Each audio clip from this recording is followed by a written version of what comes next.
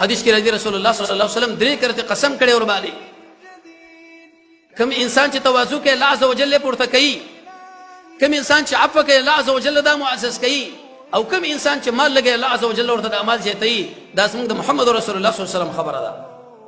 ظاهر تاسو سره په دې جيب کې سل پي دي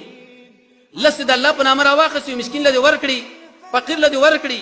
کم شوي خو موږ د ظاهري کمیدو پسې هیڅ روان نه یو د الامام الاعظم محمد مصطفى صلی الله علیه وسلم پسې زو دا غره خبرې پسې زو هغه د اعمال زیاتیږي موږ مو چې د اعمال زیاتیږي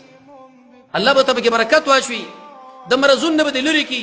اپتون نه بدل لري کی دخلون نه بدل لري کی اختطافچر نه بدل لري کی د مال حفاظت بریو کی په جدا جدا طریقو باندې ابن قیم رحمه الله فرمایي وی پر رب العالمین باندې داخله په دیر لس طریقو باندې بدګمانه کیږي یو پکې دا چې کله سړی سپینګره شي است حلال حرام مال پیدا کا زکات مو ورکوا صدقات مو ورکوا وجدا که سبا مرشم بچي امید شخوري دا په الله باندې بدګماني ده نوې پیدا کړی وړو کې ورالو کړی بیچو کوي بچي درکړه غریب به مالدار کړی د ګيري بکتر سپین شولا چې تر دې وخت پورې الله عز وجل ته ساتلې مال درکړي انده زمانہ کې هم الله عز وجل تعالی مال درکې په الله باندې بدګماني ناروا ده دا څومره سخت خبرې دي